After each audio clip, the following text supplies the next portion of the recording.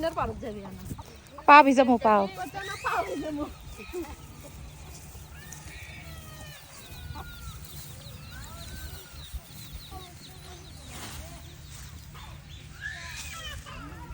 আমরা এখন একটু মেশিনে যাচ্ছি, মেশিনের মধ্যে পা ভিজানোর জন্য। আপনাদের ভাই আগে আগে চলে গেছে, আমি এখন একটু যাচ্ছি।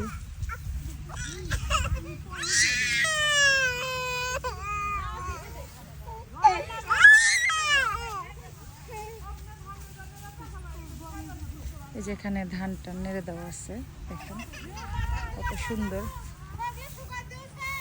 এই ধান নেড়ে দেওয়া আছে এই জায়গায়। আপনাদের ভাই অলরেডি আমাকে থুয়ে গনকেস দেখছেন কিরকম, আপনাদের পদ্মাপুকে থুয়ে চলে গেছে আপনাদের ভাই। এই হচ্ছে ভালোবাসা, দেখেন ছেলে মানুষের ভালোবাসা কেমন, পাত্তাই দিল না, আমাকে থুয়ে চলে গেল। সে গ্রাম দেখছে, এখন ওই দৌড় দিয়ে গ্রামে হাঁটাহাঁটি করতেছে আর কি। তার সে তো গ্রামেরই ছেলে, মাটির ছেলে। সো যারা মাটিতে বড় হয় তারা মাটির কাছে আসলে অনেক বেশি শান্তি পায় আর কি। এই যে আইল দিয়ে যাচ্ছি, দেখি বাবা, আগে আমরা এই পিচ্ছি পিচ্ছিদের সমান ছিলাম, তখন আমরা এত আনন্দ করতাম। আর এখন আমরা বুড়া বুড়া হয়ে গেছি, এখন সব কত নতুন নতুন পিচ্ছি আসছে দুনিয়াতে। আমি ইচ্ছা করে কাদা মাটিতে হাঁটতেছি, কারণ কাদা মাটিতে হাঁটলে আপনার মানে মাটি থেকে ইলেকট্রন পাওয়া যায়। আর আমরা যে ফোন টোন বিভিন্ন ডিভাইস চালাই, এই ডিভাইস থেকে আমাদের শরীরে পজিটিভ চার্জ সঞ্চিত হয়। আমরা যদি ইলেকট্রন পাই মাটি থেকে, এটার কারণে এই পজিটিভ চার্জটা নষ্ট হয়ে যায় বডি থেকে।